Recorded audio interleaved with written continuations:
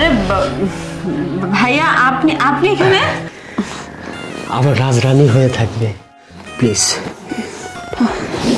তোমাকে স্পর্শ করে যাব, তোমাকে ভালোবেসে যাব সারা জীবন।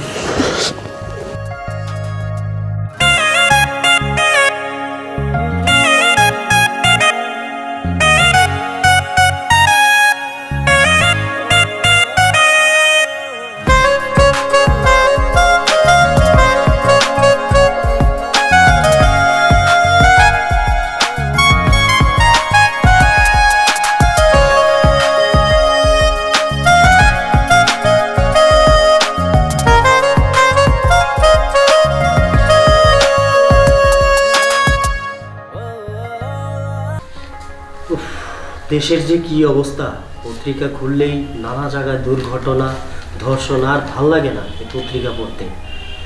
তারপর কিছু করার নেই, পড়তে হবে। ভাইয়া, আরে মুন্না,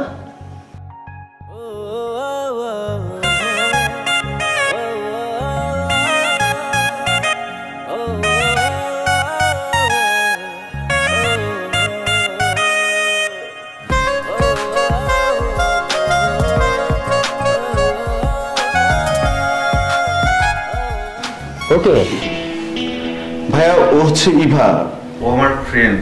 ও একটা হোস্টেল থেকে লেখাপড়া করতো। ভাইয়া জানো তো, ওর বাবা মা কিছুদিন আগে রোড অ্যাক্সিডেন্টে মারা যায়। আচ্ছা। আর তারপর থেকে ও হোস্টেলের লেখাপড়া খরচ না চালাতে পাওয়ার কারণে ওর হোস্টেল থেকে বের করে দেয়। ভাইয়া আমি জানি যে তুমি না করবে না, আমি এই ভেবে আমাদের বাড়িতে নিয়ে আসছি। ওর এক্সাম পর্যন্ত ও আমাদের বাড়িতে থাক, এক্সাম শেষ হলে ওর মামার বাড়িতে চলে যাবে। প্লিজ ভাইয়া। আচ্ছা আমি বুঝতে পেরেছি, তোমার নাম কি? ইভা। ও আচ্ছা, কোন ইয়ার পড়ছো এবার? ফাইন। এই ঢাকায় তাহলে আত্মীয় স্বজন বলতে কেউ নেই, তাই না? না না, ঢাকায় আমার আত্মীয় স্বজন বলতে তেমন কেউ নেই। আচ্ছা, তুমি কোনো টেনশন করো না, তোমার এটা নিজের বাড়ি মনে করে তুমি এখানে থেকে এক্সাম দিও, কোনো সমস্যা নেই। আর তোমার যতদিন মন চায় তুমি এখানে থেকো, কোনো সমস্যা নেই। হ্যাঁ, থ্যাংক ইউ সো মাচ ভাইয়া। Most welcome. আর কোনো জিনিসের যদি প্রয়োজন পড়ে তাহলে তুমি অবশ্যই আমাকে বলবে। হ্যাঁ ঠিক আছে। হ্যাঁ মুন্না, জি ভাইয়া। তুই ওকে নিয়ে উপরে। আচ্ছা ওকে, চলো।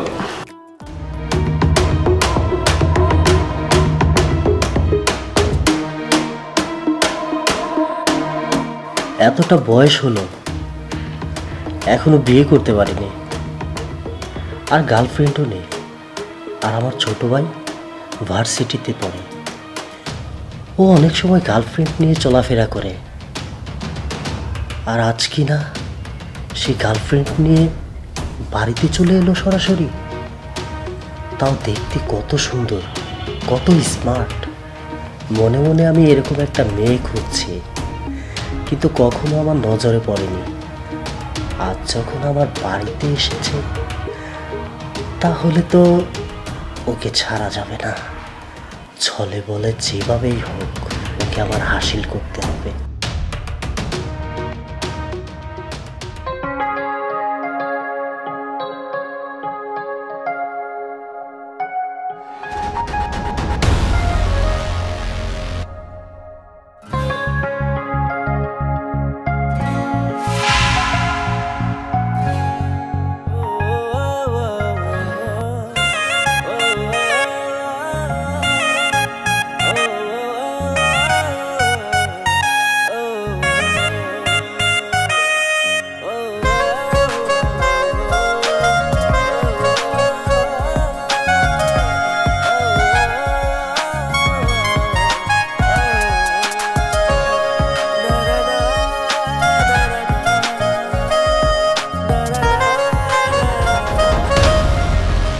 আরে ভাইয়া আপনি আপনি এখানে?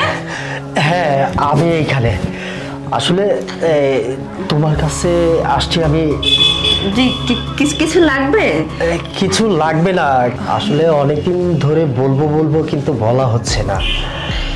বলেন কি বলবেন, সমস্যা নেই। এমনিতে তোমার কোনো সমস্যা হচ্ছে না তো? না না ভাই, আমার কোনো সমস্যা হচ্ছে না, আমি ঠিকঠাক ভাবে আছি।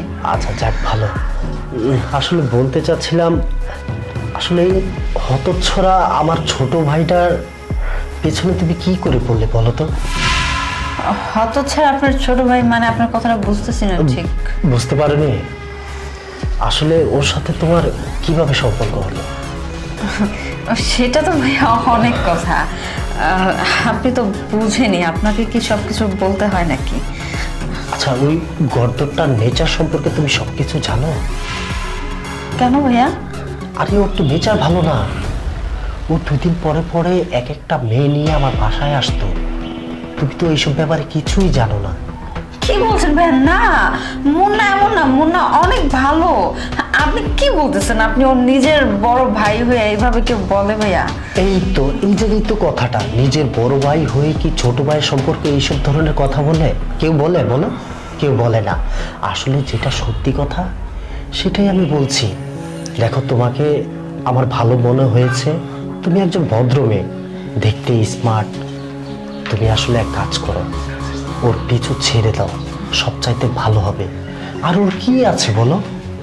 এই সয় সম্পত্তি, বাড়ি গাড়ি যা কিছু আছে সব কিছু আমার, ওর কিছুই নেই। ওকে যদি আজ আমি ঘর থেকে বের করে দেই, ও রাস্তার ধারে ধারে ঘুরবে, খাবারের জন্য 2 পয়সাও পাবে না।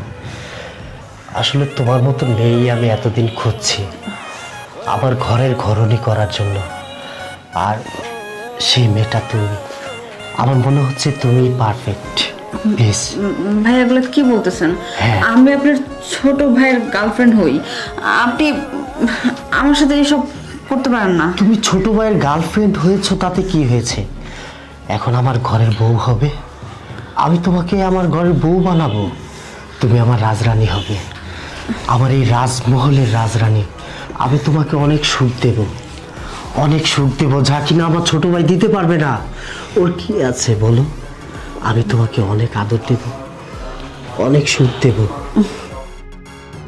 আর আমার ব্যাংক ব্যালেন্স যা কিছু আছে সব কিছু তোমার নামে আমি লিখে দেব। প্লিজ তুমি আর অমত করো না। আমি চাই তুমি সারা জীবন আমার ঘরের ঘরণী হয়ে থাকবে, আমার রাজরানী হয়ে থাকবে। প্লিজ তুমি আমার ঘরণী হয়ে থাকবে, আমাকে আদর দেবে, সোহাগ দেবে, আমি সেটাই চাই। বিশ্বাস করো, আমার এতটুকু বয়স হয়েছে, আমি এখনো কোনো মেয়ের স্পর্শ নিইনি। আমি চাই সারা জীবন তোমাকে স্পর্শ করে যাব, তোমাকে ভালোবেসে যাব সারা জীবন।